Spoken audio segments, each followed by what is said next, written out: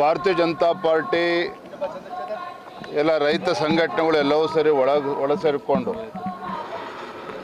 KRSನಲ್ಲಿ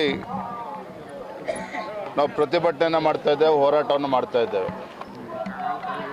ರಾಜ್ಯದ ಮುಖ್ಯಮಂತ್ರಿಗಳಿಗೆ ನಾನು ಒತ್ತಾಯ ಮಾಡ್ತೇನೆ, ಏನು ನಿನ್ನೆ ಆಗಿರುವಂಥ ಆದೇಶ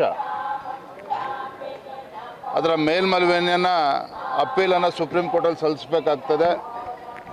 ಕಾವೇರಿ ಕೊಳ್ಳದ ರೈತರ ರಕ್ಷಣೆಗೆ ಅವರು ಕ್ರಮವನ್ನು ಕೈಗೊಳ್ಳಬೇಕಾಗತ್ತೆ. ಈಗಾಗಲೇ ಕುಡಿಯೋ ನೀರಿನ ಹಾಹಾಕಾರ, ರೈತರ ಬೆಳೆಗೆ ನೀರೇ ಇಲ್ಲದಿರ್ತಕ್ಕಂಥ ಪರಿಸ್ಥಿತಿನಲ್ಲಿ ಮತ್ತೆ ತಮಿಳುನಾಡಿಗೆ ನೀರು ಬಿಡ್ತಕ್ಕಂಥದ್ದು ಸಮಂಜಸವಲ್ಲ.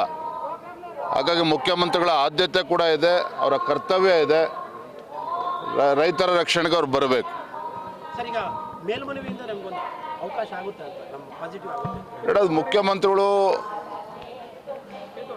ಕಾನೂನು ತಜ್ಞರೊಂದಿಗೆ ಚರ್ಚಿಸಿ ಅವರು ಅದನ್ನು ತೀರ್ಮಾನವನ್ನು ತೆಗೆದುಕೊಳ್ಬೇಕಾಗತ್ತೆ. ಎಲ್ಲೋ ಒಂದು ಕಡೆ ರಾಜ್ಯ ಸರ್ಕಾರ ನೀರು ಹಿಡಿದುಕೊಳ್ಳುವಲ್ಲಿ ವಿಫಲರಾಗಿದ್ದಾರೆ.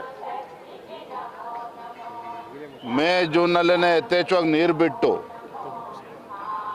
ಈಗ ಕೈ ಕಟ್ಕೊಂಡು ಕೂರ್ತಕ್ಕಂಥ ಪರಿಸ್ಥಿತಿ ನಿರ್ಮಾಣ ಆಗಿದೆ.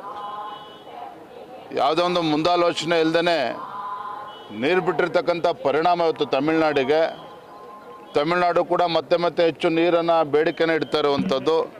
ನಮಗೆ ಕುಡಿಯೋಕ್ಕೆ ನೀರಿಲ್ಲ. ಇವಾಗ ನಮ್ಮ ರೈತರಿಗೆ ಇವತ್ತು ತೊಂದರೆ ಅನುಭವಿಸ್ತಾ ಇರುವಂಥ ಸಂದರ್ಭದಲ್ಲಿ ನಮ್ಮ ರೈತರ ಹಿತರಕ್ಷಣೆಯನ್ನು ಮಾಡಬೇಕಾಗಿರುವಂಥದ್ದು ರಾಜ್ಯ ಸರ್ಕಾರ ಕರ್ತವ್ಯ. ಏಪ್ರಿಲ್ ಮೇ ತಿಂಗಳಲ್ಲೇ ರಾಜ್ಯ ಸರ್ಕಾರ ಎಚ್ಚೆತ್ತುಕೊಳ್ಬೇಕಾಗಿತ್ತು. ಮುಖ್ಯಮಂತ್ರಿ ಕುರ್ಚಿಗೆ ಹಗ್ಗ ಜಗ್ಗಾಟದಲ್ಲೇನು ಅಂದಿನ ಮುಖ್ಯಮಂತ್ರಿಗಳು ಉಪಮುಖ್ಯಮಂತ್ರಿಗಳು ತಲ್ಲೀನರಾಗಿದ್ದರು. ರೈತರ ಬಗ್ಗೆ ತಲೆ ಕೆಡಿಸ್ಕೊಳ್ಳೋದಕ್ಕೆ ಅವಕಾಶ ಸಿಗಲಿಲ್ಲ. DK ಶಿವಕುಮಾರ್ ಅವರು 10 ಬಾರಿ ಕ್ಯಾಬಿನೆಟ್ ಎಕ್ಸ್ಪ್ಯಾನ್ಷನ್ಗೋಸ್ಕರ ದೆಹಲಿಗೆ ಭೇಟಿಯನ್ನು ಕೊಟ್ಟರು. ಪಾಪ ಅವರಿಗೆ ವಕೀಲರ ಜೊತೆಲಿ ಕೂತ್ಕೊಂಡು ಚರ್ಚೆ ಮಾಡೋದಕ್ಕೆ ಸಮಯಾವಕಾಶ ಸಿಗಲಿಲ್ಲ. ಇದೆಲ್ಲವೂ ಕೂಡ ಈ ದುರಂತಕ್ಕೆ ಕಾರಣನೇ ಅಂತಲೇ ಹೇಳಬೇಕು. ಒಂದು ವೇಳೆ ಒತ್ತಡಕ್ಕೆ ಮಣಿದು ನೀರನ್ನು ಬಿಟ್ಟು ರಾಜ್ಯದ ಜನರಿಗೆ ರೈತರಿಗೆ ಸಮಸ್ಯೆ ಆದರೆ ಯಾರು ಹೊಣೆ? ಅವತ್ತಿನಿಂದ ಕೂಡ ನಾವು ಹೇಳ್ತಾ ಇರುವಂಥದ್ದು, ಮುಖ್ಯಮಂತ್ರಿಗಳಾಗಲಿ ಸರ್ಕಾರ ಆಗಲಿ ರೈತರ ರಕ್ಷಣೆ ಕಾಪಾಡಬೇಕಾಗ್ತದೆ.